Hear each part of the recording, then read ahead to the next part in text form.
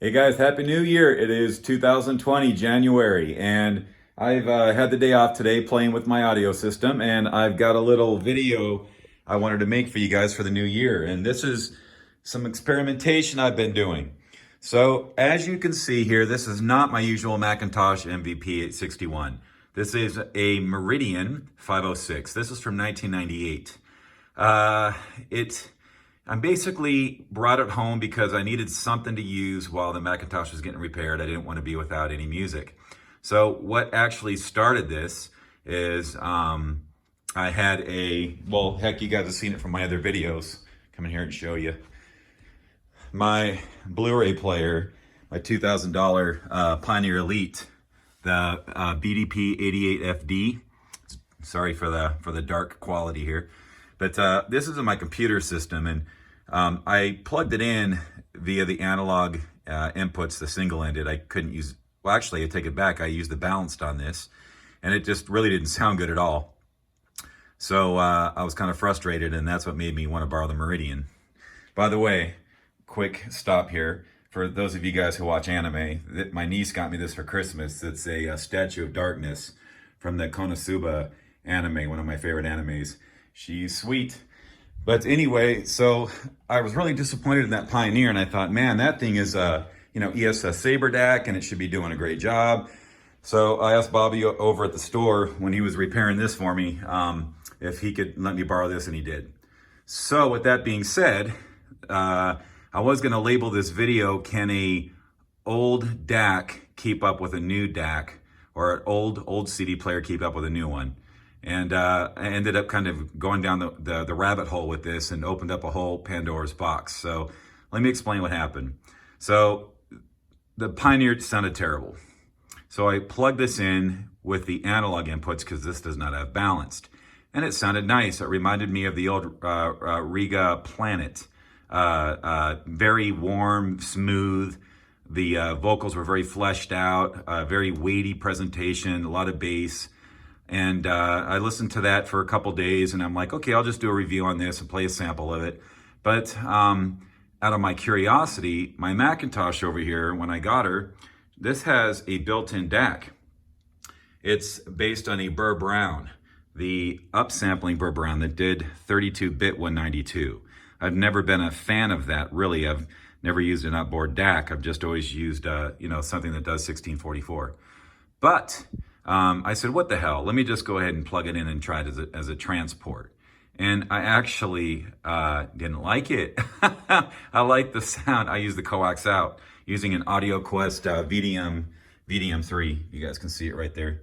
Multicolored. It's going into the DAC of the McIntosh.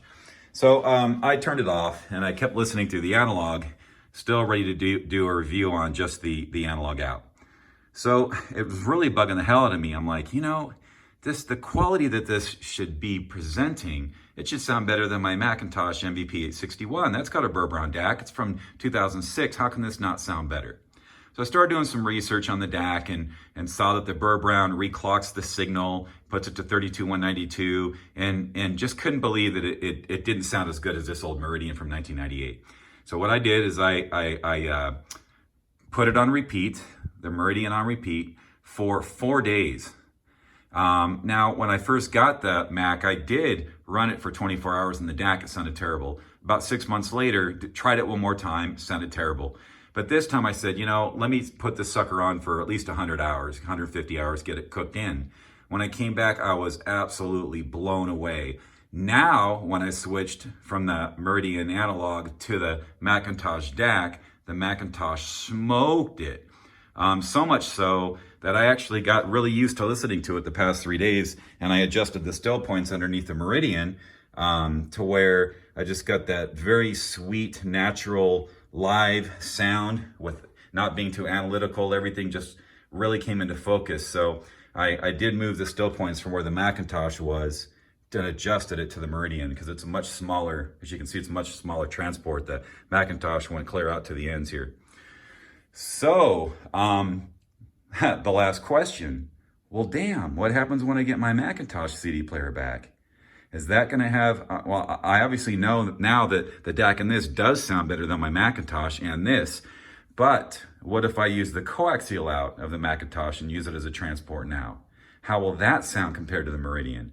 Will the Meridian have that more weight, that more live, chunky sound that I like right now with this connection? Or will I just love having the McIntosh back in the system and it'll only make it sound even better than the Meridian? I wish I had the McIntosh here so I could A/B it with you guys, but that could be for a part 2 video.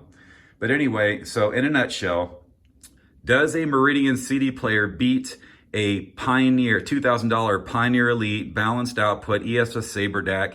Yes, it does. Does it beat it as a transport? Yes, it does. Does the Meridian beat the built-in DAC of an MA7900? No, it does not. Does my McIntosh MVP 861 beat the McIntosh? No, it does not. So this is the king right now. The DAC in here, I am astounded by. So as soon as I get the McIntosh back using it as a transport, I'll see if it sounds better than the Meridian. We all know it sounds better than the Pioneer Elite. That's staying in the computer. So with that being said, this was just a fun video to let you guys know what I've been up to this week with getting the McIntosh repaired. It's in the shop getting a laser put in it. For some reason, I had a new one put in it 3 years ago and it's already bad. McIntosh does not support that laser replacement anymore. So I had to order one off of eBay, brand new, which really bothers me, but you know, I've got buyer protection. So Bobby's installing that laser in there this week, and then I'm gonna get it back, get it in the system here, use it as a transport, compare it to this one, and let you guys know what happens. But since you patiently listened to all this tech talk, I'm gonna go ahead and play a little sample for you guys so you can hear how good the DAC sounds, because if I didn't, you guys would be really mad. So I'm probably gonna only play like 20, 30 seconds of it because I don't wanna get demonetized, but this is from Chasing the Dragon demo CD. And it's the track where it's a lot of cymbals and chimes and just a really organic sounding recording where it sounds like it's live in the room. I got this DAC really dialed in to show that. So we'll play this for a second and give you guys a show here.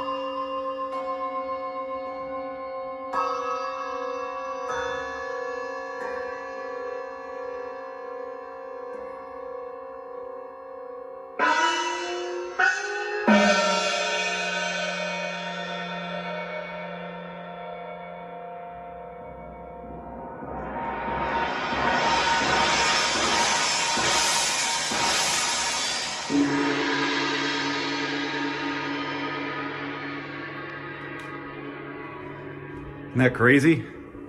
So that is by far the best my system's ever sounded as far as sounding real. I had to bite the bullet, stop being a purist with only my CD and vinyl, and go ahead and use an outboard DAC. And boy, was I surprised. So sometimes you got to open up your way of thinking. And before I go, I get so much shit for this. This is a fake plant, guys. It's not real, and it's actually stone that is epoxied in. It's incredibly heavy. It does not move, does not vibrate, and there's felt feet under it. I just use it to, you know, not have that wall over here and the setup looks so stark and bland. I like to have a little green in the house. All right, so when I get the McIntosh back in, we'll plug that coax out, use it as a transport, and see if it beats the Meridian. But in the meantime, the Meridian 506 was fun to have in the house. Sounds really good as a transport, better than the Pioneer Elite. We'll see if it betters the McIntosh. Talk to you guys next time. Bye-bye.